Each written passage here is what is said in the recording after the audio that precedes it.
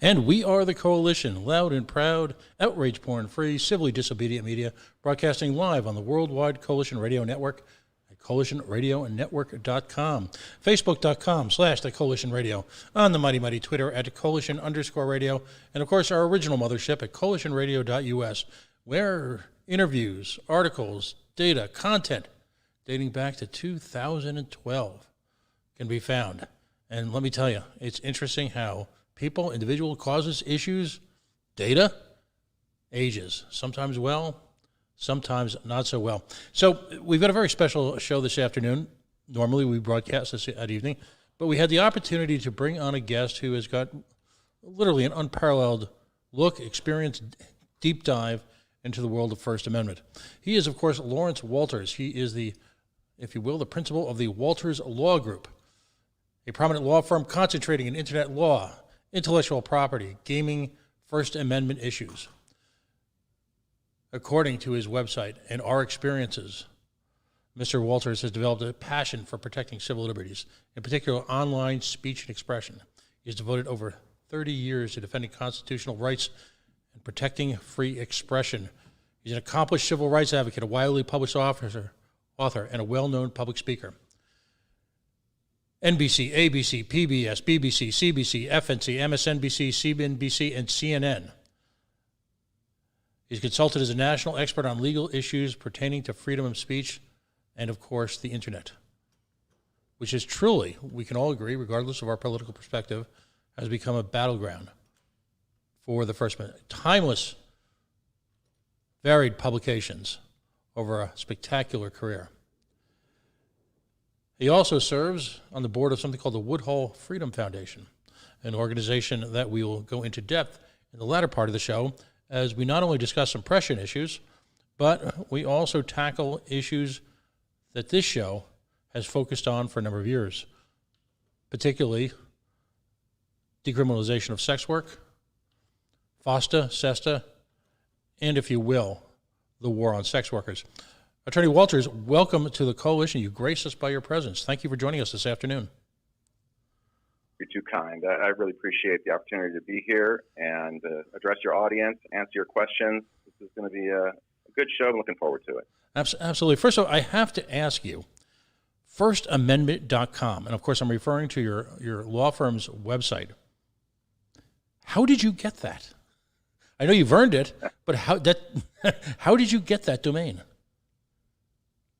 Right. Well, to be honest, I was one of the first lawyers that was really focusing on internet law issues. Mm-hmm.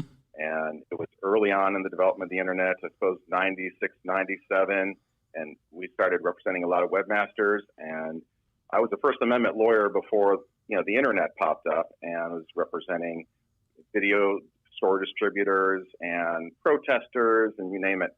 But once the internet started to really take off, I decided that I've got to establish my space. Firstamendment.com happened to be available, and it was the perfect fit for our law firm. Probably could never get it now, but it was early enough where I was able to pick it up for a reasonable fee. Excellent. Well, this show revolves primarily around two principal amendments, if you will. And I have a question for you in a second that I ask every attorney, every activist who comes on the show. But this show I would like to think of as sort of the Providence, Rhode Island home of the First and Fourth Amendment. The question I often open up with, as an attorney with a lifetime of practice surrounding constitutional law, if you were to choose one amendment that is under the most arrest, the most attack, and is it most at risk, which one would you choose from our Bill of Rights? Right now, I'd absolutely have to say the First Amendment. Mm-hmm. For the last 20 years, it would probably have been the Fourth Amendment with the war on drugs and the Patriot Act and efforts to burst into our privacy and surveil our communications in our homes. That's a related First Amendment issue, given the chilling effect that those unreasonable searches and surveillance has on our free expression rights. But right now, I'd absolutely have to say that First Amendment rights are critically imperiled, both by government action, indirect government action, as we'll talk about with FOSTA, and by private platforms. Right. How did you become a pioneer? And I don't use that term loosely. You know, as a young man, my heroes growing up, for example, were people like Nat Hentoff, the great longtime columnist for the Village Voice, who interestingly enough covered both jazz and First Amendment rights, who I think may have been one of the earliest to coin the expression free speech for me, but not for thee. And as early as the 80s was actually, you know, writing about the attack on free speech at college campuses, which is now, as folks have aged, become very much the number of folks who are still attacking the First Amendment. What was your personal experience that brought you into this form of law? I had some good mentors when I was in college and law school, and they got me very interested in dissenting voices and making sure that all points of view were heard. I've been fascinated with the marketplace of ideas and how the truth will eventually bubble to the top as a result of robust debate and discussion and the airing of ideas in the marketplace. And I had a few folks in my legal training that were very focused on First Amendment issues. Primarily, they were professors and academics and teachers that they did okay in their professions. But I know that I wanted to be a practicing lawyer. I wanted to be in the courtroom. I wanted to be representing clients. I wanted to be making law, not just talking about it. And so I kind of kept my eyes open for opportunities. And like any starting lawyer, I did what I had to do in a law firm, starting out representing insurance companies and banks and construction companies and you name it. But then we saw in Daytona Beach, Florida, a very unusual occurrence. We had a state attorney who had decided that he was going to clean up Daytona Beach's image. And one of the things that he decided to do was to rid all of the adult video rentals from the back rooms of video stores that were operating in the location. And so he arrested these mom and pop video store owners on a number of obscenity violations, claiming that the X-rated videos were obscene in violation of Florida law. And he paraded them out in handcuffs, and he was, it was a big political move to try to justify his moral culture war. But then I saw that he was doing something more. He was sending letters to these video stores demanding that certain videos be taken off the shelves that he disagreed with or thought were inappropriate. And these weren't adult videos. These were just, some R-rated videos, I think pink flamingos, other things that he just didn't like. Right. And I said to myself, there's got to be something wrong with that. You can't just simply send the sheriff into a video store and demand that stores be taken off the shelf as a state attorney. So I looked into it a little bit as a young lawyer, and I decided, let's see if there's something that can be done to help these people. I went to the courtroom while they were being tried for obscenity cases, and I walked up to the lawyer who was representing them. He was a corporate lawyer, really didn't know what he was doing, had never been in a criminal court in his life. And I said, hey, do you need some help? This doesn't seem right. I didn't really know what I was doing either, but it didn't seem right, and it seemed like something needed to be done to fight back. And this guy said, absolutely, I can use all the help I can get. Let's, bring you on as co-counsel, and we'll try to knock these charges out. So I started representing these folks free of charge, and we got all the charges dismissed. We sued the state attorneys, and we stopped the efforts. We created an anti-censorship movement in Daytona Beach called No Censorship. And it was a time when you'd see every other car had a bumper sticker that said no with a slash through it, censorship. And it was a really interesting grassroots movement that showed me that people believe in the First Amendment, that if they're enlightened to the arguments, if they understand an abuse of power and the chilling effect on free expression that these kinds of prosecutions can create, that they'll respond to it, that they'll back the rights of citizens, even if they don't personally agree with the type of material that the video store owners were selling or what they were saying. And that enlightened me to understand that this is an area I wanted to devote my career to. These are people I wanted to help. What I didn't know at the time is that there were folks in the audience watching those trials from California who were making those movies. and who were very concerned that if the movies would be declared obscene at that time, and this was the late 80s, the stuff that they were currently making was really in trouble because they were prosecuting movies like Deep Throat and The Devil and Miss Jones and things that had been out for maybe 15, 20 years already. And so they were very concerned about these cases and watched me handle the trials, and ultimately said, I like your style. I like what you did up there. We'd like you to do more work in this area and help defend First Amendment rights. And so that kind of gave me my start. Somewhere John Waters is smiling. He's not sure why, but he's smiling. And, and so is every artist. What was the Supreme Court Justice, and I'm mangling the words, I'm sure, something to the effect of, I know obscenity when I see it, in terms of literally a legal standard. I wonder how many prosecutors, do-gooders, careers have died on the hill of fighting art like Pink Flamingos and the works of people like John Waters, or even some of the, believe it or not, the more extreme artists of the time. That's By the way, the full quote there is obscenity. I know it when I see it, and this ain't it.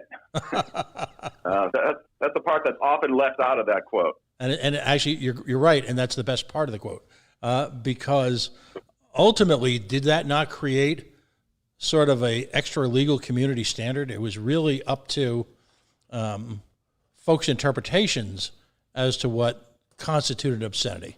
Wasn't that sort of the beginning of the end, if you will, of some of the more virulent laws? Right. It helped develop the Miller test for obscenity, which itself is very complicated and vague and up to local community standards. It's really one of the few crimes that you don't know whether you've committed it until a jury comes back and says you're innocent or guilty. But it does rely on what the community tolerates and what is acceptable in the community. Mm-hmm. When you think about that now in the age of the internet, what is the community? Is there really a community standard related to adult materials in every geographic location? I mean, we have more in common with our social media friends than we do with our neighbors.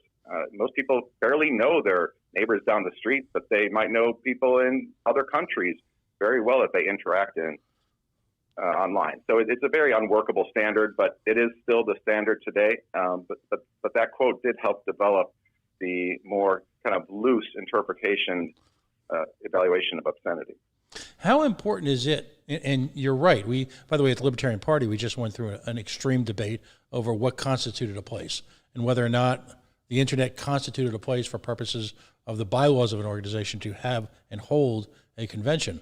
So that debate, I believe, continues on. But how important is it to have that local control, whether it be your amen choir on the internet and or a locality's consent over, I'll call it bricks and mortar expressions of First Amendment adult behavior? It's an interesting question. It comes down, in my mind, to where is the expression occurring? Mm-hmm. So if you have online content that's distributed from a server in Texas and that's available throughout the world, there's no logical reason for that content to be judged by the standards of some local county where it happens to be downloaded or accessed. Mm-hmm. The California federal appellate courts have recognized this and have said that internet communications need to be evaluated by national standards at the very least. That there's the idea of local community standards is no longer workable for online communications. I suppose if you have some rally or performance or local ballet or something that's occurring in some community where there's a intersection with the community, an impact on the community in some way, perhaps there's a better argument for local control. Right.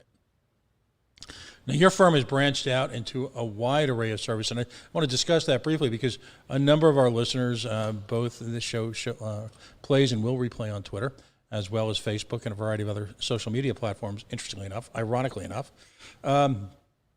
But we have developed quite a following within the adult entertainment community. I guess you would consider us an ally in that we've worked very hard at the coalition to bring on voices literally from around the country and in some cases around the world of folks who are involved in the decriminalization of sex work. And, as a libertarian base / liberty-themed network, it's critical to us that we provide whatever support we can at a time when, as we'll discuss later in the show, electronic means here in the United States, yes, the land of the brave and the home of the free, are being suppressed. So interestingly enough, to this question, so many of those platforms now exist on a variety of islands surrounding Great Britain and the northern coast of Europe in terms of where they're legally headquarters. And so American internet users have had to understand a whole variety now of extensions. US doesn't matter so much. Extensions like .ch matter even more. But you branch into a whole variety of services. Now, for example, for the layman, something like Section 2257 records. Can you give us a content production procedures, website operations advice? Talk to us about that. That's really the nuts and bolts of the adult entertainment community. Yeah, a lot of what we do is trying to get adult entertainment operators, website operators, content producers, platform operators compliant with the wide variety of federal laws and international laws that govern their operation. As you can imagine, adult entertainment is a very popular political football, and it's easy to convince lawmakers to pass laws to crack down on adult entertainment. There's not a big lobby advocating for the rights of sex workers or the adult entertainment field, although it's growing, certainly. The sex workers have found their voice as a result of the recent FOSTA-SESTA disputes. But over time, the adult industry has been subject to just a wide variety of burdensome regulations and laws and requirements. And that means that lawyers have to get in and try to help people understand how to comply, how to stay out of trouble, what's legal, what's not, what's obscene, what is indecent, what is restricted to minors, how to verify the age of models, how to make sure that you're not promoting or facilitating sex trafficking. And there's a whole wide range of issues that we help people understand. And then when you get to the broader issues of things like privacy rights, as a user of adult entertainment websites, you're giving up a lot of personal information to the operators. And the operators have responsibilities and how to treat that information, how to keep it private, who they release it to. Particularly in the adult entertainment field, it's very sensitive information. Even the identity of every user of an adult website is a critical piece of private information. So, we help people understand those obligations. You mentioned 2257. That's a law that's been around for some 20, 25 years, been challenged repeatedly. We believe it's blatantly unconstitutional because it singles out a particular type of speech, being sexually oriented speech, for different treatment. It's a content-based restriction on speech. And so in other words, in order to create adult content, sexually oriented content, you have to go through this rigmarole of document production and retention and categorization of information, checking of IDs, identification of URLs and prior stage names and maiden names, and cross-referencing them in a certain manner.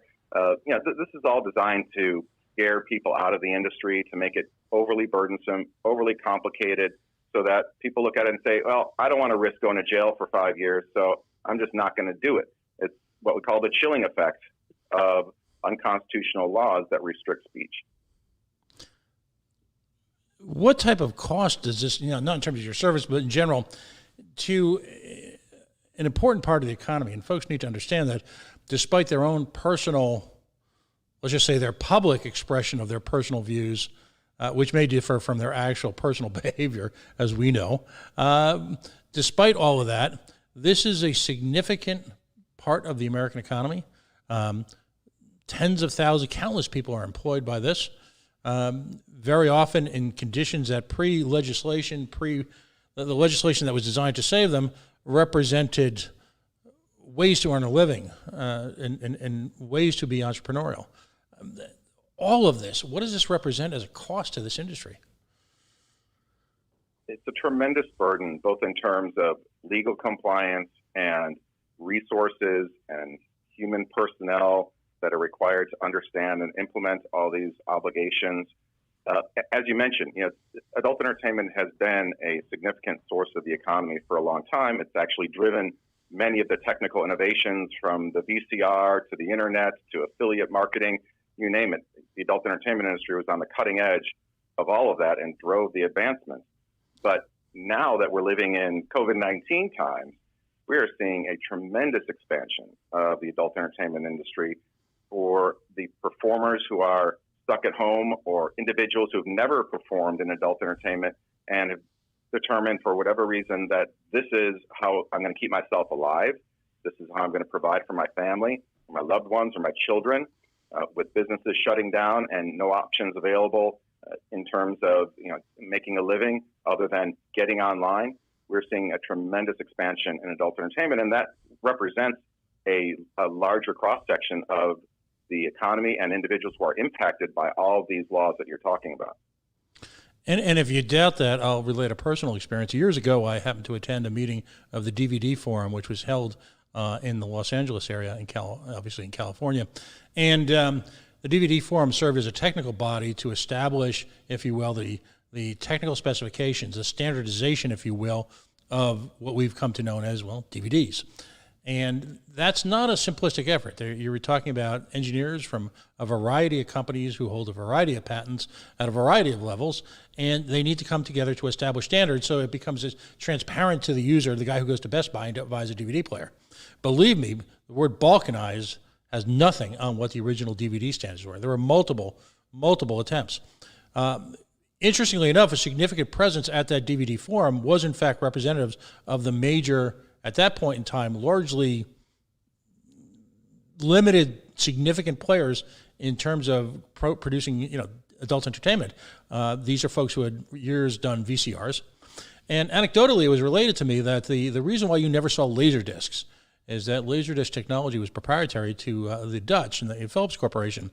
And my understanding is, and maybe this is urban legend or not, but their refusal to engage in, you will, conversations with the adult entertainment community so that it became a viable platform to them ultimately ended the life of the Laserdisc.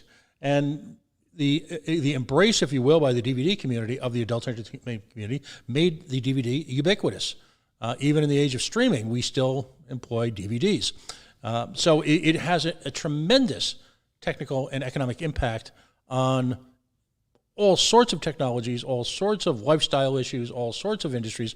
The unintended side effects are enormous for an industry that, again, to your earlier point, the political establishment. And I'm embarrassed to say that Senator Sheldon Whitehouse, one of Rhode Island's esteemed salons, if you will, in Washington, D.C., was one of the co-sponsors, if you will, of the Earn It Act that we're going to talk about.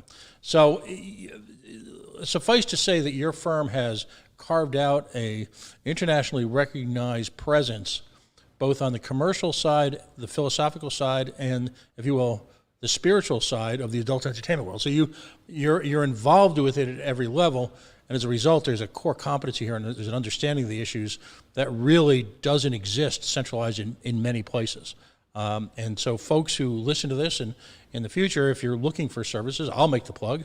Attorney Walters is very professional, but I'll make the plug because it would appear to me that this is really the center, if you will, the spiritual center of the laws and legal challenges surrounding the adult entertainment community.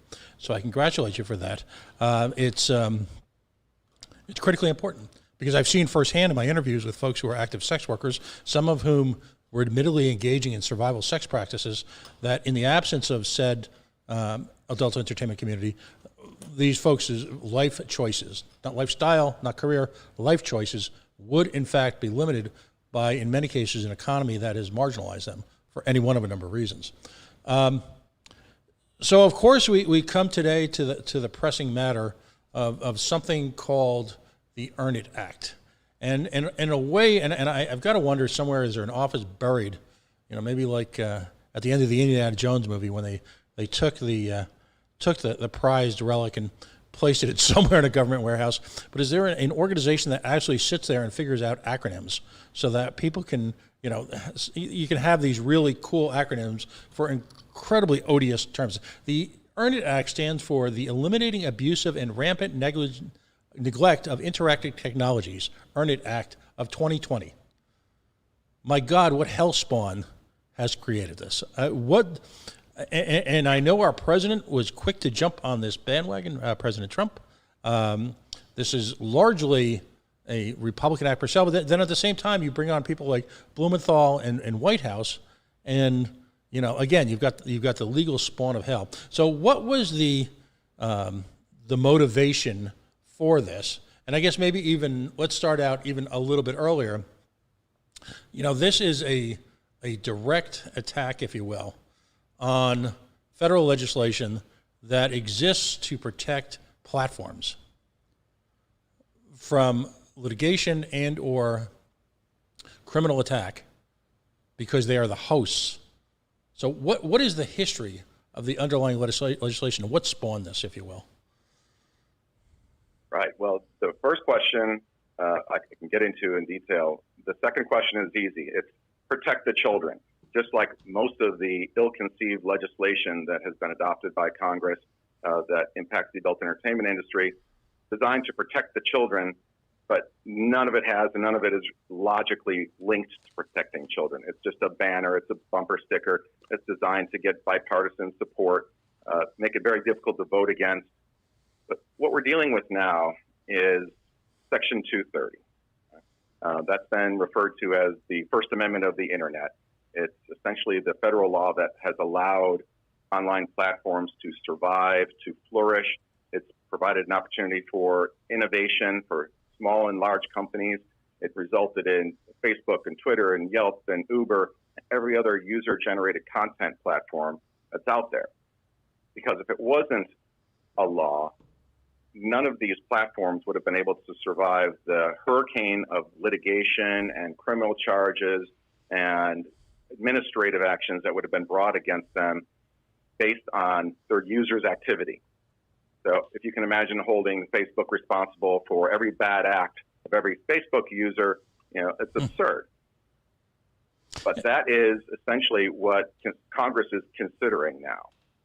They started this effort with the FOSTA-SESTA law, which chopped off a piece of Section 230 that, as you mentioned, provided this immunity for online platforms and protected them from civil and criminal litigation based on user content. FOSTA-SESTA said, well, we're not going to protect you anymore at the federal level if your platform intentionally facilitates or promotes prostitution, or if you are somehow reckless to sex trafficking occurring on the platform. So essentially what the burden is on a platform operator at this point is to look at every video, every picture, every chat, every comment, every piece of text, every graphic on any user content platform to determine if any of it somehow facilitates or promotes prostitution, or if the platform is somehow being used without your knowledge for sex trafficking. If so, you face up to 25 years in prison. And let's go back to the earliest eras of the internet and talk about platforms like AOL. Folks need to understand that risk capital formed to create the earliest versions of these platforms because, in a sense, there was an exemption from these type of litigious attacks.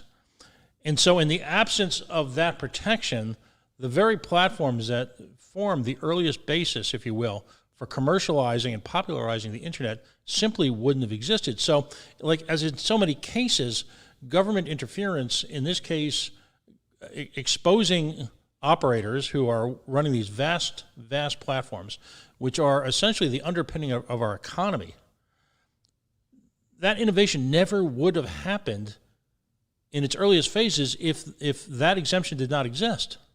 The economy as we know it, correct. The economy as we know, folks need to understand that there is, in providing protection from acts, from the recrimination of acts performed by folks who are not tangible to the operation of that platform, those folks need to be exempted, or we will simply cease to exist as an economy. We can't continue these unhinged attacks on everyone.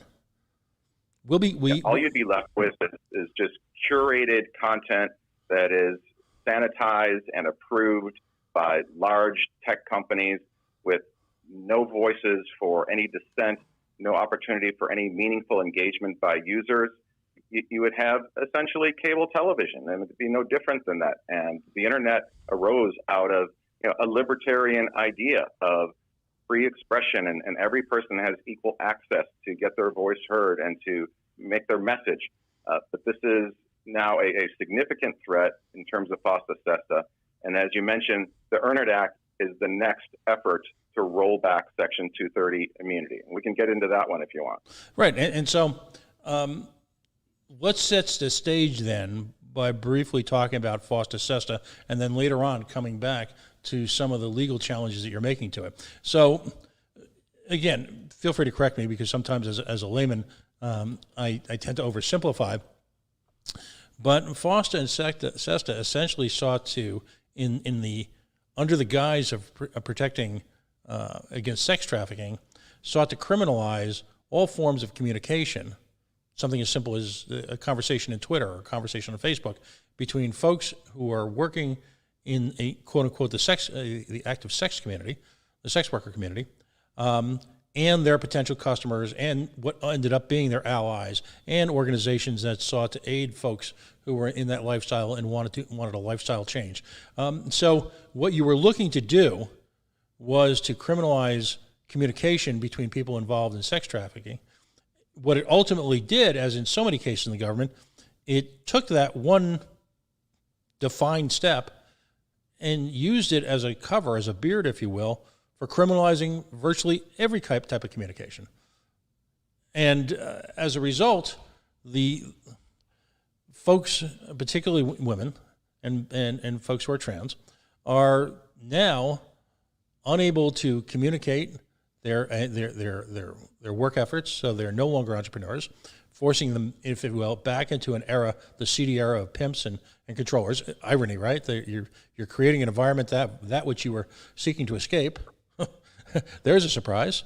You took away the ability of sex workers to screen their clients by using commercially available databases, by which were generated by the free market, that terrible free market, which helped ensure the safety of folks who were working in commercial sex.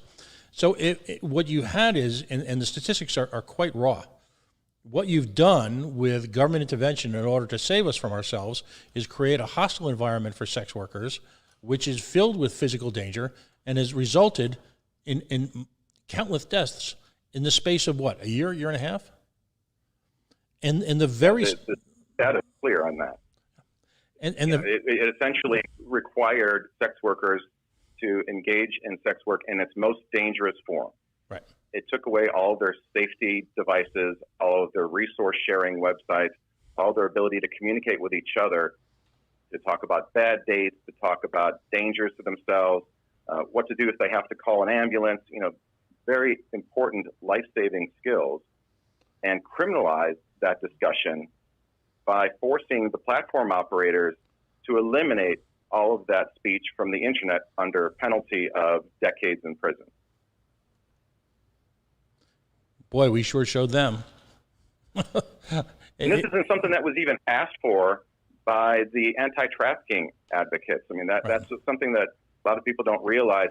When this FOSTA SESTA bill was passed initially, and the advocates were pushing for it, they wanted something that would prohibit and criminalize sex trafficking on the internet. And yes, they wanted to roll back Section 230, protection for sex trafficking activities. But during a House committee hearing, a few representatives decided, well, as long as we're talking about trafficking, we might as well prohibit all consensual sex acts too, and create a brand new federal law that prohibits promoting or facilitating prostitution on the internet.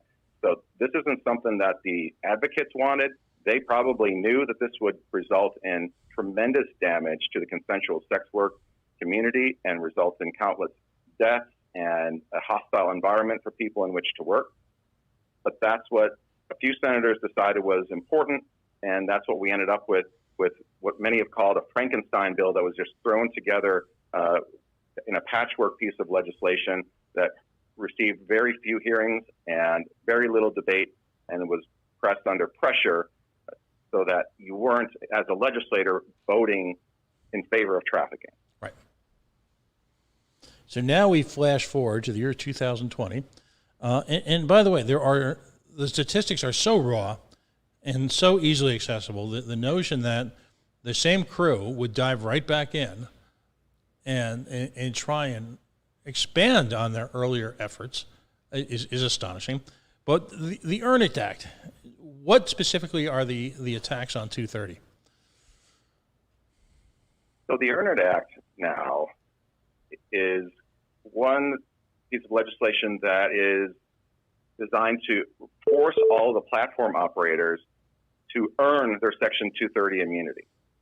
So essentially, it's removed, and as a platform operator, you're responsible for third-party content. You're responsible for lawsuits, defamation claims, invasion of privacy claims, any wrong that occurs on the platform. The operator can now be held responsible for, both civilly and criminally, unless they somehow earn their Section 230 immunity based on implementing some undefined, unstated standards that a group of politicians will essentially put together at some point in the future. And the focus is going to be on, making sure that there is no illegal content online, that there have been filters put in place to bar underage content, age verification, parental filters, essentially a goodie bag, a wish list of how the government wanted to regulate the internet for the longest time but couldn't get away with because of the First Amendment. So they saw that Fosta Sesta was the way to do it, that this is how we get around the First Amendment, which we don't think they can. But what they're claiming is we'll just have the platforms do our dirty work. If they want this Section 230 immunity, they're going to have to be the censors. They're going to have to be the ones that sanitize the internet and make sure that there's no sexually explicit content or anything else we don't want, whatever this group comes up with in terms of standards and practices. And then we will have the platforms, again, do our dirty work. Mm-hmm. There's an amendment to the Earn It Act that would essentially eliminate all protection for any underage content that's published by a platform and allow the states to enforce 50 different state laws on distribution of child pornography, many of which statutes do not have an intent element, which essentially means that the platforms could be sued or prosecuted if underage content somehow appears on their website, even if they don't know about it. Right. So what will that do? That will make sure that all sexually explicit content is eliminated from these platforms so as not to have to take any risks of prosecution. And if I can put this on a personal level, for anyone who's ever had the sheer joy and fun of moderating a Facebook chat room and seen how that can get out of control in amongst even a few hundred users and how silly and childish that can get, imagine extrapolating the volume of that maintenance, that work, that sort of pervasive monitoring that has to go on across, to infinity. I can't even imagine how many billions of views take place on the internet, how many millions of comments are placed, the ability, for example, of folks to disseminate links across social media platforms like Twitter and Facebook, upon which shows like this, for example, just in the most banal of levels, rely on in order to get our political viewpoint, our radicalism, our debate, our perspective out into the world. Countless organizations like my own here rely on the ability to share those. That, I would imagine, would become a practical impossibility. You would simply not be able to place links out there because is the platform even capable of understanding those links? How many university forums would be eliminated because of the practical impossibility of a local university or even a major one like a Harvard or a Brown be able to monitor its content so that they are, if you will, protected from criminal prosecution? Again, it's impossible. It really is a practical impossibility for the tech providers. There's too much information passing through their networks to be able to monitor it in any real time. There's no reliable artificial intelligence or filters that would parse out appropriate versus inappropriate content, whatever that means. And so the automatic default response is going to be to over-censor, over-moderate, and eliminate anything that's even close to the line. And what kind of world would we have then? What type of effective political opposition would in a country like the United States be able to maintain? Then take that into other parts of the world. Well, let's keep it home for a second. You know, you've got to, and again, I'm political. I'm not going to ask our guest to be, but I'll just make the comment that you've got a president in place right now, from my perspective, who is clearly interested in suppressing opposition. Now, am I trying to draw moral equivalence between him and some dictator? No, I'm not doing that right now. But again, the level of political prosecution, persecution that can take place as a result of individual governments weaponizing this type of law is boundless, absolutely boundless. No question about it. And you know, the difficulty we have here is that we have no idea what the standards or practices will be that this group is going to put together in order to earn your Section 230 immunity. And you know, the concern is that the standards will change depending on who's in power and depending on who wins, you know, the next election and the next election after that. The whole point of Section 230 and really the ethos of the internet is free speech, right? Democratization of speech. And the Earn It Act and FOSTA and all of the other pieces of legislation that require platforms to moderate and censor under penalty of losing Section 230 immunity are antithetical to our basic principles of free speech and internet freedom. Now, this, by the way, just isn't the adult entertainment community coming out against this. You've got as varied a groups as the American Civil Liberties Union is pointedly attacking this. You've got a range of third-party political organizations attacking this. Organizations which are predominantly free speech based, but at the same time, highly principled organizations like the Electronic Frontier Foundation who are attacking this, as well as the commercial interests for whom this would be a death sentence, literally an electronic death sentence. So the question comes, Attorney Walters, I mean, you've swam in these waters for years. You were there at FOSTA and SESTA. For the love of God, why do senators, and I'll just mention the principal behind this, which is Lindsey Graham of South Carolina. Go Gamecocks! You guys must be proud. What is their motivation appealing to their base? Is there motivation? Are we looking at 21st century Tipper Gore's gone mad? What's going on here? There's a lot that's driving it and competing interests. You know, in terms of FOSTA SESTA, it was a big push by anti-trafficking organizations to highlight the activities of a website called Backpage.com, which had eventually gotten seized by law enforcement, by federal law enforcement, without FOSTA SESTA. So, you know, the government always had the tools to go after this target that they'd been identifying as the primary concern that would be driving the need for FOSTA SESTA. But it's an issue like that of anti-trafficking that was driving the passage of FOSTA SESTA.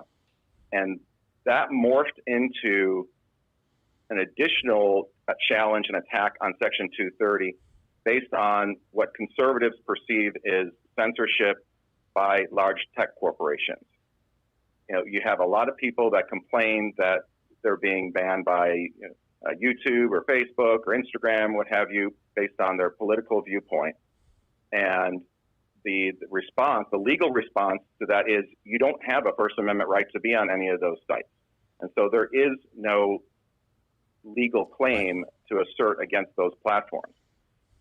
Lawmakers didn't like that. And so I would expect that the politicians that are pushing the Earn It Act are looking at ways to change the rules so that maybe these tech companies can be held responsible for discrimination, for political viewpoint censorship, et cetera. So it started with the nose under the tent of FOSTA saying, oh, well, we can all get together on repealing part of Section 230 based on a concern about trafficking. And now that we've successfully done it, well, let's use that same business model to accomplish all other political goals. And we've seen arguments for exceptions to Section 230 for trafficking, for drug trafficking, for terrorism, you name it. Whatever the issue is of the day is going to be the next exception to Section 230. Eventually, the exceptions will swallow the rule, and there will be no user-generated content online. Right. You know, it's fascinating because as a libertarian, as frustrating as Twitter and some of these social media platforms can be to me, I ultimately respect their right as holders of private property to conduct their business in the manner in which they so choose, as long as it does not result in harm to someone, true harm. And so while platforms like MeWe, and there's a new Twitter competitor whose name escapes me at this moment, which is being supported by a number of culture warriors on the right of center in Congress because, you know, it's free and independent. Yeah, okay. They are willing, and these are folks who, and in my frustration politically, these are folks who drape themselves in the American flag and the Constitution and a very selective interpretation of the Bill of Rights. And when it comes to the amendments, truly believes that the legal protections begin and end at the Second Amendment, an amendment I support, by the way, and are loath to think about the First, the Fourth, the Ninth, all those other trivialities that are out there. They are willing to, if you will, be so intellectually dishonest that they would ignore what are clearly the ramifications of this legislation. It's astonishing. They're all about. It really is. Go ahead, buddy. It just shows the short-sightedness. You know, if they can accomplish an immediate political goal to satisfy a perceived need, the damage to the internet for generations and generations is somebody else's problem. Right. And that's where we have a serious concern. That's where our firm has jumped in and filed a challenge to FOSTA SESTA. And if the Earn It Act comes about, we'll probably be in that one too, because somebody has to stop these efforts to eliminate all user-generated content online and squelch the voices of American people. Right. The platforms are the key to getting our message out, and you've got to protect them. They've got to have Section 230 immunity. Yes, there'll be bad actors. Punish the bad actors. Don't shoot the messenger.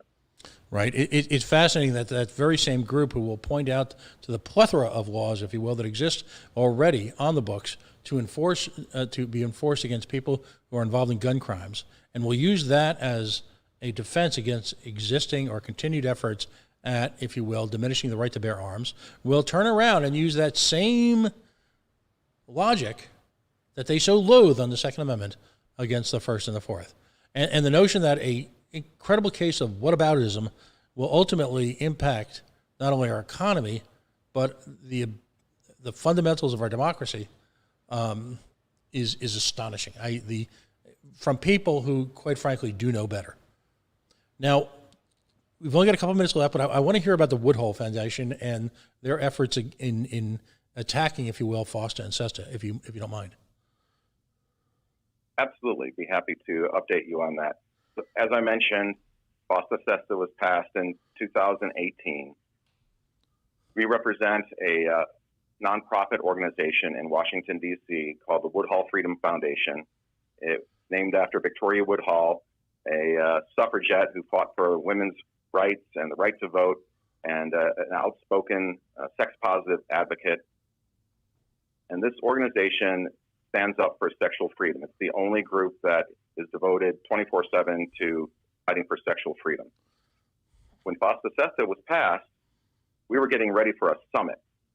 And this is a yearly summit that involves a bunch of sex workers and others, academics and politicians and other thought leaders that get together and talk about sexual freedom and sex worker rights and related issues. We often have sex workers as presenters that will talk about their experiences and what's happened to them, et cetera. Every year we have a website that promotes the forum and lists all the speakers and their contact information and their bios, et cetera.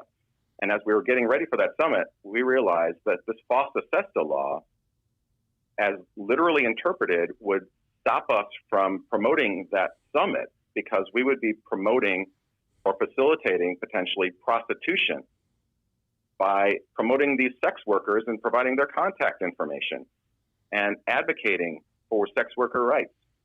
And we really struggled with the ability to continue promoting that summit and quickly realized that we need to do something about FOSTA-SESTA. We need to challenge it. We need to try to put a stop to it. When we started mentioning to others that we're going to go and file a lawsuit, we had some very powerful interests that aligned with us. Archive.org and Human Rights Watch and several others, the EFF, as you mentioned, are supporting us.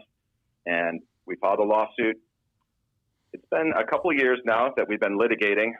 At the beginning, the initial court ruling was that our plaintiffs did not have legal standing to challenge the law, which we always believed was wrong. And we learned, in fact, that that was wrong by the appellate court, which ruled in our favor and said that the plaintiffs do have standing to challenge the law. And as of today, in fact, we just got a court order from Judge Leon in the District Court in Washington, D.C., setting a briefing schedule for the constitutionality of FOSTA. And so we expect that all the briefing will be submitted within about 2 months, and then a oral argument date will be set shortly thereafter. Hopefully the courts will be open, and then we'll get a ruling on whether FOSTA is constitutional or not. Mm-hmm. Now, we challenged it on First Amendment and Fifth Amendment grounds. Again, this is a law that forces the platforms to censor speech. It selectively removes Section 230 immunity. And incredibly, it applies to activity that occurred either before or after the law was passed. So if your actions violated FOSTA before the law was passed, you can still be prosecuted under FOSTA now, which any first-year law student could tell you is a violation of due process. But right. That's one of our legal challenges. To put it into human terms, and I know you're intimately aware of some of the travails, if you will, that a lot of these small, city-based, local support groups that are running into. There's a national organization called SWAP Behind Bars. SWAP stands for Sex Worker Outreach Project. There are chapters in cities across the country. SWAP Behind Bars has got a very special mission. They reach out to men, women, trans who have been incarcerated and provide them with support services while they're incarcerated, as well as provide them with potential support services, networking, some help financially whenever they can to folks who are leaving prison.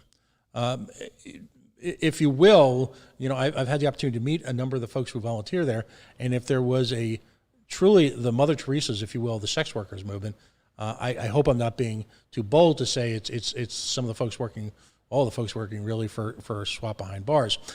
They came to the realization, anecdotally, that some of the communications that they've got between folks who are either involved in the judicial system and or are incarcerated could be potentially in violation of FOSTA-SESTA merely because they were in communication with them, offering them support services, which can be loosely construed to be involved in violation of whatever act, the Mann Act, whatever, because they are, quote unquote, aiding and abetting in the process of sexual conduct, sexual work, and support of sex workers. It's ludicrous, absolutely ludicrous, defies common sense at a level that even a libertarian is shocked by. And again, it places people in raw physical danger. People are dying because of this law. That's not rhetoric. That's not hype. It's reality. And I'm astonished that national organizations like Day One would not be, who pledge to support folks who are looking to, quote unquote, leave the life, would support either tacitly or demonstrably this type of legislation. It's possibly one of the most appalling things I've seen in a fairly long life. What are your thoughts, sir? It is. There's a true human cost to this law. The death rate is up amongst sex workers. The incidence of sex trafficking is up against sex workers. As you can imagine, if you take away all the tools to allow a sex worker to run her life, run her business, you're going to force those individuals in the hands of very dangerous people. Mm-hmm. And that's exactly what happened. It's exactly what everybody said would happen when the law was being floated, and exactly what we predicted happened. It is astounding that there are not more groups that are willing to stand up against this law and fight against it. I'm calling out particularly the Internet Association that represents the large tech companies that, after a period of opposing FOSTA SESTA, suddenly turned tail 180 degrees and decided, yeah, this is a great idea, we're going to support it. It's astounding that they didn't see the potential for damage. And I suppose in some ways it might give a monopoly to the large tech companies who can afford, the filters and the photo DNA and all the tools that's necessary to potentially weed out bad actors. And it may be that, Congress wasn't interested in going after the large tech companies for a violation of this law. So, they didn't oppose it. But you would think that any right-minded person that understands the Constitution or that depends on the Internet for their business would be terrified by this law. And the moral hazards are clear. If you tolerated FOSTA and SESTA, if I can play upon an old tired cliche, and you thought that was the end of it, guess what? They did come for you. And if you're a platform provider, you are now about to pay the price if this is allowed to become federal law. So at a certain point in time, you have to say to people, it's time to wake the hell up and strenuously object to it by do-gooder representatives who are clearly do not have the interest of the type of folks who they believe, not me, certainly not you, sir. Our firsthand experience tells us that we've met folks with true nobility who have been able to overcome some of life's harshest circumstances through employment and sex work.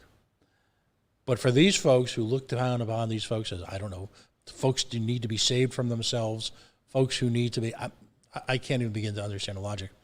But there is a line in the sand, and the initial one was crossed. The final one, if you will, is about to be crossed.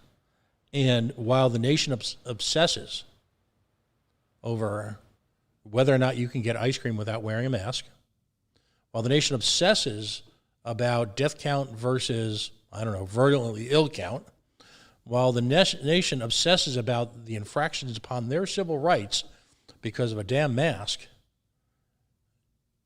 the rights that matter, and believe me, I'm a libertarian, all rights matter. Play on words, right? But the rights that truly are fundamental to the free society that we think we live in right now are about to be ripped apart from you. And I guess my last question would be, do you think that's an overreaction? I don't think so at all. This is an all-hands-on-deck moment for freedom on the Internet, for free speech generally. As you mentioned, the FOSTA SESTA law represented, kind of the shot over the bow. Well, we'll pick off the sex workers because they don't have a strong lobby.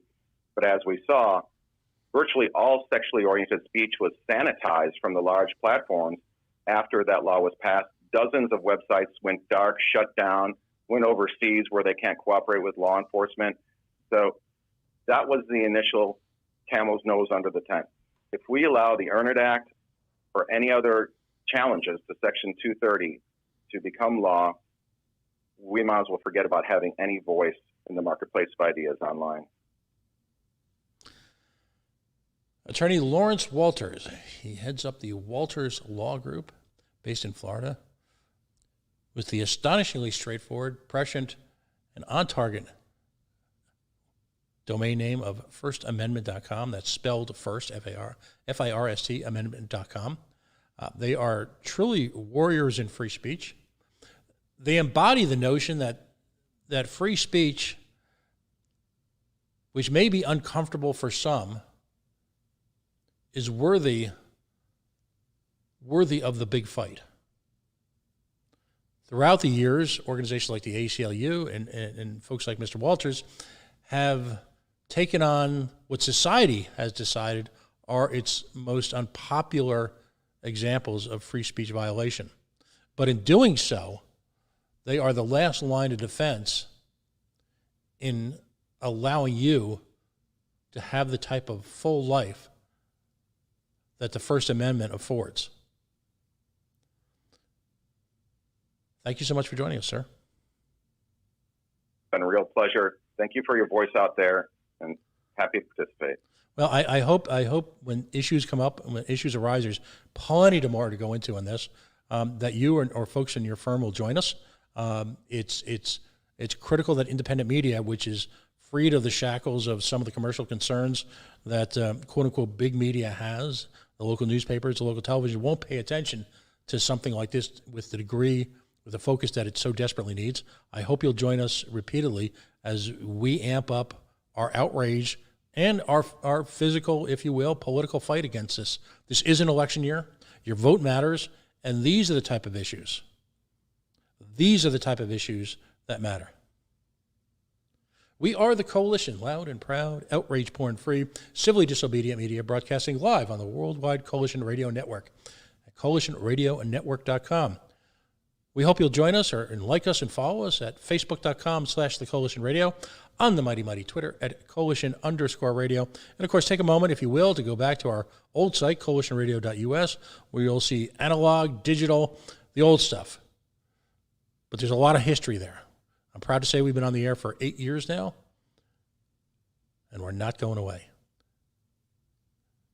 If you're just catching this, we will be having this played on repeat on our Facebook platform, as well as our YouTube platform. You can join us again at facebook.com/The Coalition Radio. Have a wonderful night.